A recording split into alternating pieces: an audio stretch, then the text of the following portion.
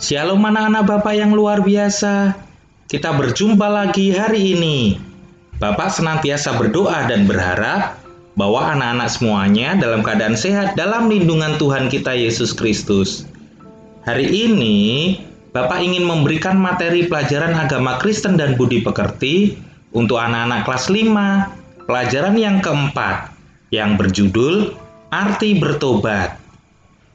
Tapi seperti biasa anak-anak semuanya, sebelumnya mari kita siapkan perlengkapan belajar kita yang terdiri dari buku catatan untuk menulis hal-hal yang penting dalam materi ini, lengkap dengan alat tulisnya pastinya, serta Alkitab untuk kita belajar bersama-sama.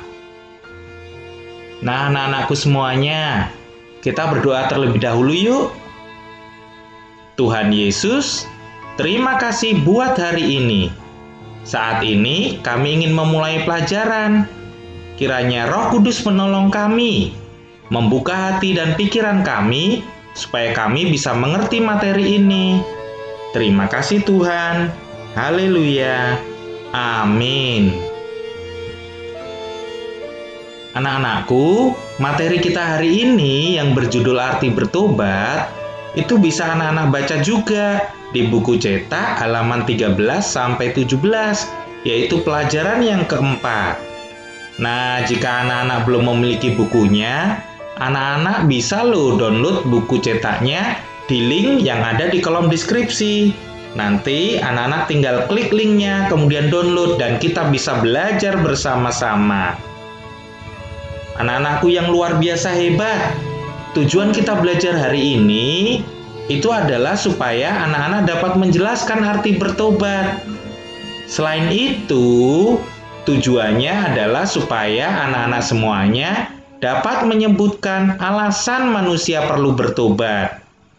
Dan yang ketiga, mengapa kita harus belajar hari ini, ialah supaya anak-anak dapat menyatakan tekad untuk bertobat. Dan yang terakhir nih, anak-anak dapat mendaftarkan atau menyebutkan contoh perubahan cara hidup sebagai manusia yang sudah bertobat. Anak-anakku yang luar biasa, kita mendengarkan cerita Alkitab dulu ya. Bapak ingin menyampaikan cerita yang hari ini ceritanya diambil dari Lukas pasal 15 ayat 11 sampai 32. Bapak akan mulai ceritanya ya. Anak-anakku, pada suatu hari, Yesus sedang mengajar banyak orang. Dan seperti biasa, di dalam pengajarannya, Yesus memakai perumpamaan. Jadi, pada hari itu, Yesus memberikan perumpamaan kepada orang banyak itu. Perumpamaannya seperti ini.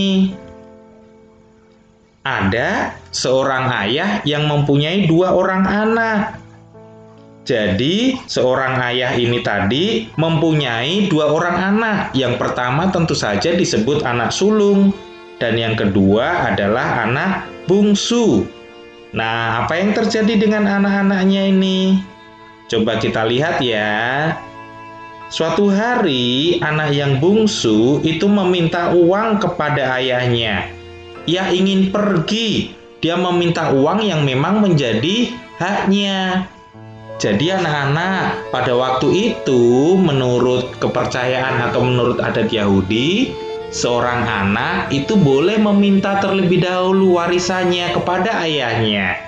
Nah, singkat cerita, anak bungsu ini meminta harta yang menjadi haknya, yaitu tentu saja harta warisannya.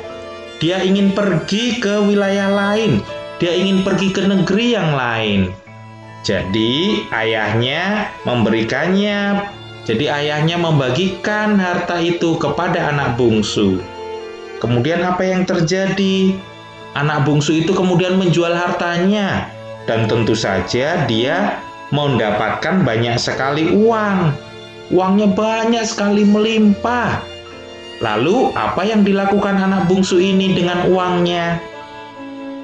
Anak-anakku, anak bungsu ini pergi ke negeri yang jauh. Dan di negeri yang jauh itu, ia hidup bersenang-senang. Dia hidup berfoya-foya. Foya-foya itu artinya bahwa anak bungsu ini menghambur-hamburkan uang. Ia melakukan apa saja sesuka hatinya. Tiap hari kerjanya hanya bersenang-senang. Ia menghambur-hamburkan uang untuk membeli apa saja yang ia inginkan. Nah, singkat cerita, setelah beberapa waktu, uangnya tentu saja habis.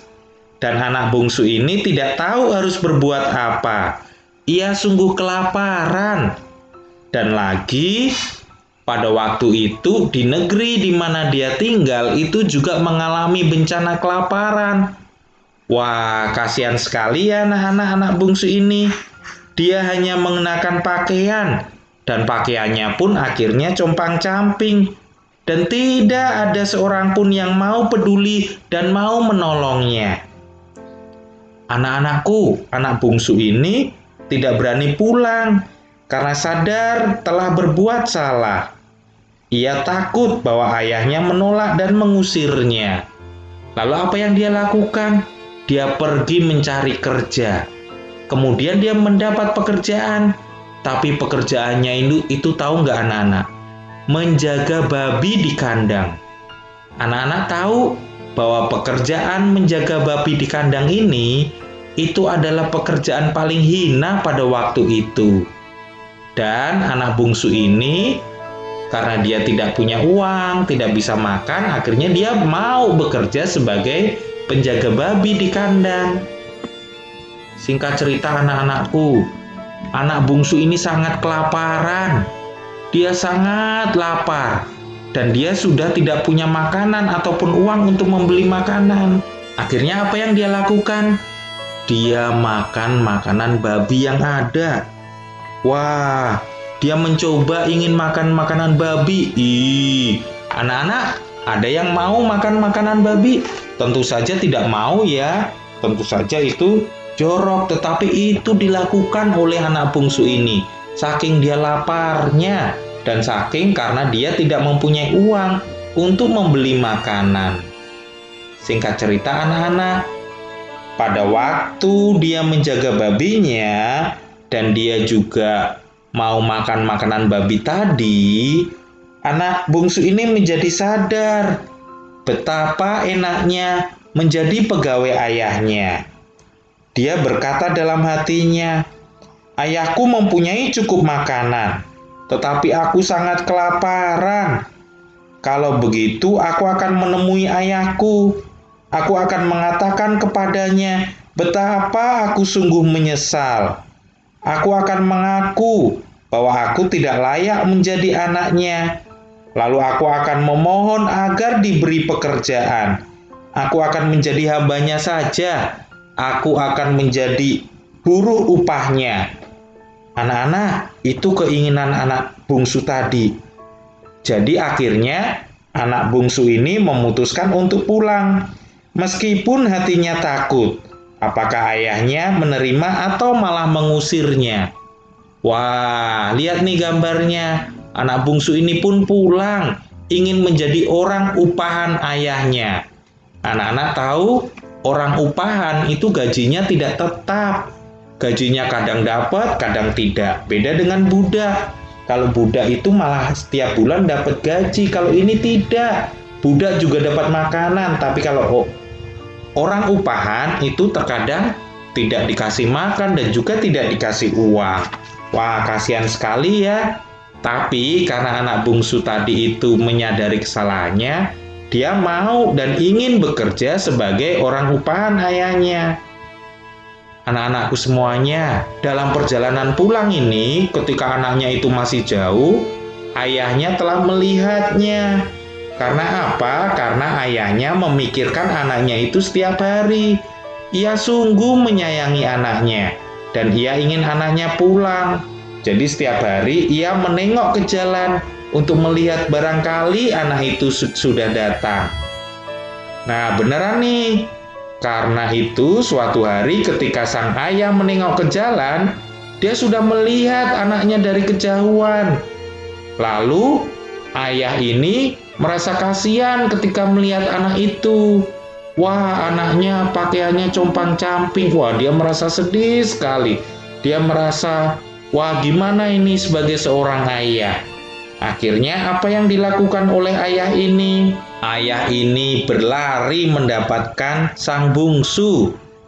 Lalu ketika ayah itu berlari menyongsong si anak, ia segera memeluk anak itu dan kemudian menciumnya. Ia begitu bahagia hingga menangis. Anak itu juga menangis. Lalu anak bungsu tadi berkata kepada ayahnya, "Ya ayah, aku tidak layak lagi untuk menjadi anak ayah. Biarkan aku menjadi hamba ayah. Aku akan bekerja pada ayah." Akan tetapi sang ayah berkata, "Tidak, tidak, engkau adalah anakku. Aku begitu gembira karena engkau sudah pulang." Lalu sang ayah memberikan anak itu pakaian yang bagus supaya anak bungsu tadi bisa memakainya. Sang ayah juga memberikannya sepatu baru dan ia memasukkan sebuah cincin emas yang bagus ke jarinya. Dan anak-anak, lebih dari itu, ternyata sang ayah itu juga membuat pesta untuk anak bungsu itu. Ia sangat gembira menyambut kepulangan anaknya. Dan semuanya bersukaria. Anak bungsu itu dan juga ayahnya begitu bahagia. Dan ayahnya berkata, "Anakku sudah pulang, yang hilang sudah kembali." Akhirnya mereka pun bersukacita. Nah, anak-anakku semua, kalau kita perhatikan tadi, anak bungsu itu sadar dan menyesal. Dia menyadari betul kesalahannya dan kemudian dia menyesal karena sudah melakukan kesalahan itu. Anak-anak, inilah yang disebut dengan bertobat. Dan karena kita hari ini membahas tentang arti bertobat, maka Bapak ingin bertanya kepada anak-anak, jadi apa itu bertobat? Ayo, ada yang bisa menjawab dan membantu Bapak? Anak-anak, bertobat atau pertobatan itu berasal dari bahasa Yunani, metanoia. Anak-anak tahu apa arti metanoia? Metanoia itu berarti perubahan pikiran, disertai dengan penyesalan dan juga perubahan tingkah laku. Dengan kata lain, metanoia atau pertobatan ini itu juga berarti perubahan pikiran dan hati atau perubahan kesadaran. Anak-anakku, yang namanya pertobatan itu senantiasa melibatkan 3 hal mendasar di dalam diri manusia. Apa saja 3 hal mendasar itu? Yang pertama adalah pikiran, yang kedua perasaan, dan yang ketiga adalah kehendak atau keinginan. Anak-anakku, orang-orang yang bertobat itu mengalami perubahan pikiran dari yang tidak tahu, tidak mengerti, atau tidak sadar akan dosa-dosanya menjadi tahu, menjadi mengerti, dan menjadi sadar akan dosa-dosanya.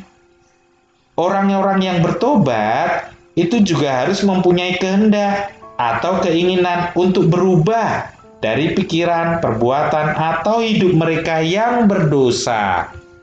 Anak-anakku, kalau anak-anak baca di dalam Kisah Para Rasul 26 ayat yang ke-20, di sana kita dapat melihat bahwa pertobatan itu adalah sikap dan perbuatan yang berbalik dari dosa, meninggalkan dosa, datang kepada Tuhan, dan membina hubungan yang baik dengan Tuhan.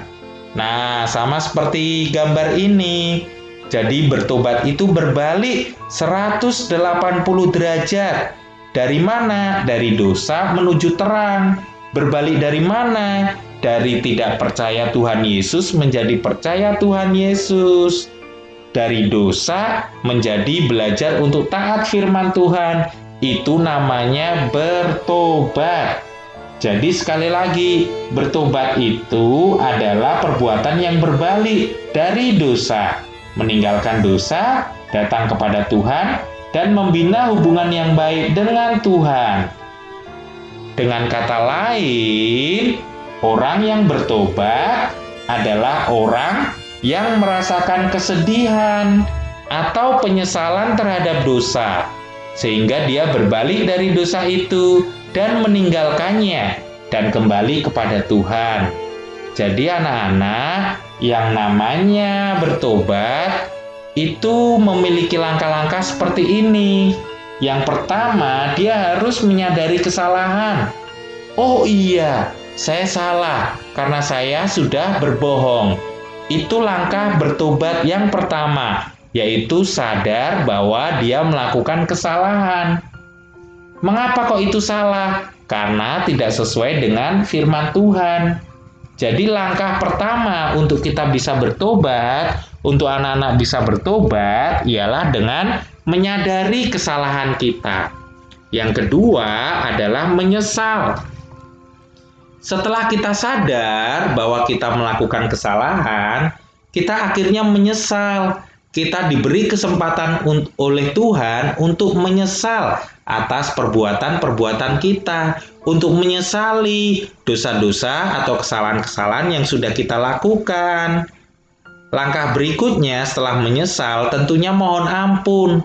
Setelah tadi yang pertama, oh iya saya sadar, saya menyesal karena sudah melakukan dosa. Kemudian memohon ampun. Kalau begitu, Tuhan Yesus tolong ampuni saya. Saya manusia berdosa. Saya sering melakukan perbuatan yang tidak baik, yaitu mungkin mencontek, katakanlah gitu. Saya sudah mencontek. Tolong Tuhan Yesus, saya mohon ampun. Nah, langkah yang terakhir, setelah kita mohon ampun dan kita sadar bahwa yang kita lakukan itu dosa, maka kita perlu bertobat. Tadi ya, anak-anak, arti bertobat itu berbalik 180 derajat dari dosa menjadi tidak berdosa. Anak-anakku semuanya, mengapa sih kita harus bertobat?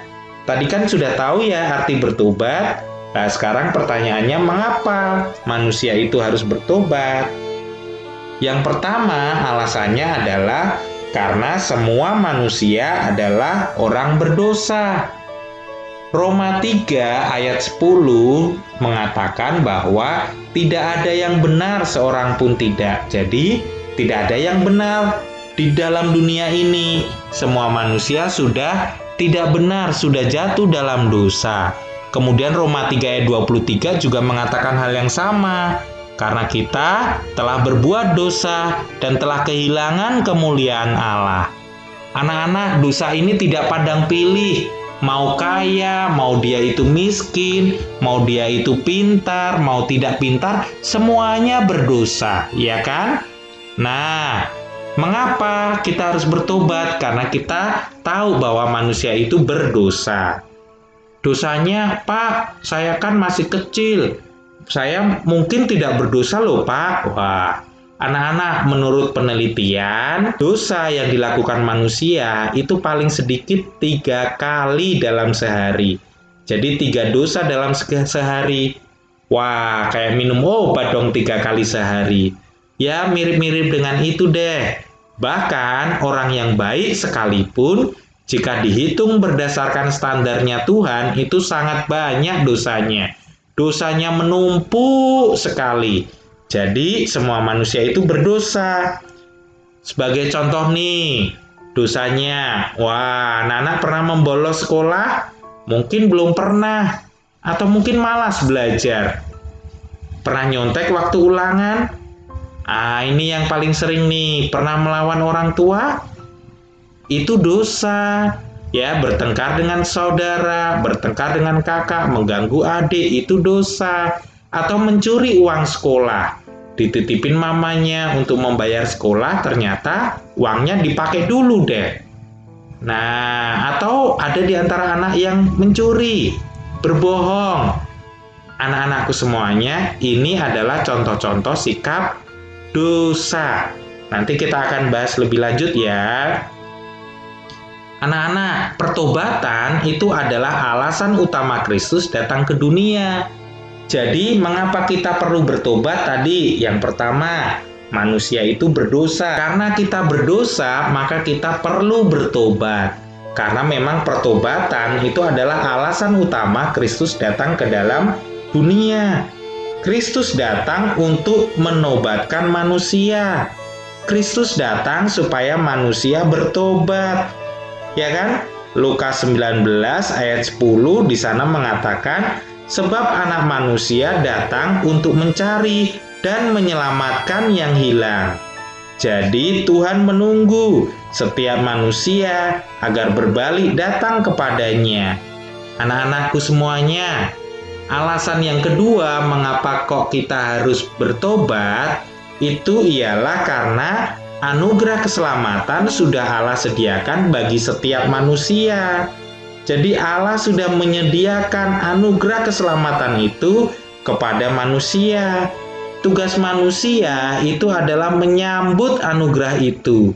Tugas manusia adalah menerima anugerah itu, menerima Tuhan Yesus sebagai Tuhan dan Juru Selamat pribadi kita. Oleh karena itu, anak-anak, manusia harus menyambut anugerah itu dan harus mewujudkannya dalam hidup taat dalam pertobatan. Anak-anakku semuanya, Tuhan Yesus juga mengingatkan loh pada setiap orang agar bertobat, sebab kerajaan surga sudah dekat, ya kan? Matius 4 ayat 17. Setiap orang harus bertobat agar memperoleh pengampunan, seperti yang sudah diingatkan oleh Tuhan Yesus. Karena itu, sadarlah dan bertobatlah, supaya dosamu dihapuskan, ya kan? Kisah Para Rasul pasal 3 ayat 19. Jadi, kita memang perlu untuk bertobat. Tujuannya apa? Supaya anak-anak menyadari bahwa mereka sebagai orang berdosa perlu untuk bertobat. Nah, anak-anakku semuanya, Bapak saat ini ingin bertanya nih, contoh-contoh perbuatan yang menyatakan belum bertobat dan juga yang setelah bertobat. Ayo, kira-kira apa ya pertobatan yang menunjukkan bahwa kita belum bertobat? Nah, tepat sekali anak-anak. Berkata-kata kasar atau berkata-kata kotor, berbohong, malas belajar, iri hati, sombong, melawan orang tua, mencontek. Itu adalah contoh perbuatan-perbuatan yang menunjukkan bahwa orang tersebut belum bertobat. Lalu setelah bertobat, bagaimana dong sikap seharusnya? Sikap seharusnya adalah seperti ini. Jika tadinya berkata kasar, maka setelah bertobat harus berkata sopan. Jika tadinya berbohong, maka setelah bertobat harus jujur. Jika tadinya malas belajar, maka harus rajin belajar. Jika iri hati, maka kita harus mengucap syukur senantiasa. Dan jika ada yang sombong, mari kita belajar rendah hati. Yang sering melawan orang tua, mulai besok tunjukkan bahwa hidup kita sudah bertobat dengan cara apa? Taat kepada orang tua. Dan yang masih suka mencontek, mari tunjukkan kehidupannya juga setelah bertobat dengan cara mengerjakan setiap tugas-tugas atau ulangan sendiri. Tidak perlu dibantu oleh orang tua atau kakak-kakak yang lain. Nah, anak-anak, kita sudah sampai di kesimpulan nih hari ini. Kesimpulannya adalah bertobat itu berarti menyesali perbuatan yang tidak sesuai kehendak Tuhan. Kemudian mengakui tindakan yang menyedihkan hati Tuhan. Berjanji untuk tidak melakukannya lagi. Dan mengubah sikap hidup ke arah yang baik, yaitu tindakan yang menyenangkan hati Tuhan. Kesimpulan selanjutnya adalah pertobatan adalah perubahan pikiran yang menghasilkan perubahan tingkah laku. Jadi anak-anak, bukti pertobatan adalah perubahan tingkah laku. Jadi kalau anak-anak belum berubah sikapnya, belum berubah tingkah lakunya, maka sebenarnya belum bertobat. Jadi yang namanya bertobat itu harus disertai perubahan tingkah laku. Harus tingkah lakunya berubah. Yang tadinya suka marah-marah, sekarang sikapnya menjadi ramah. Yang tadinya suka mencuri, sekarang tidak mencuri lagi. Anak-anak, itu adalah perbuatan yang menunjukkan bahwa kita sudah bertobat.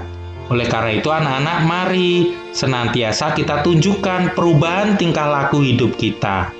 Nah, kesimpulan selanjutnya adalah setiap orang berdosa harus bertobat sebagai tanggapan atas anugerah keselamatan dari Allah yang disediakan bagi setiap manusia. Jadi anak-anak, mari kita tunjukkan bagaimana cara hidup bertobat dengan melakukan perubahan sikap dan perubahan tingkah laku. Anak-anakku semuanya, kita berdoa yuk untuk mengakhiri materi kita pelajaran hari ini. Allah pengasih, kami mengakui dan menyesali semua perbuatan yang menyedihkan hatimu. Kami sungguh menyesal. Oleh karena itu, ampunilah kami dan tolonglah agar kami mampu hidup menyenangkan hati Tuhan setiap saat. Dalam nama Tuhan Yesus Kristus kami berdoa. Amin. Anak-anakku yang hebat, demikian ya pembahasan materi kita hari ini. Bapak ingin mengucapkan terima kasih buat semuanya. Tuhan Yesus memberkati. Nantikan video-video Bapak selanjutnya ya. God bless you all.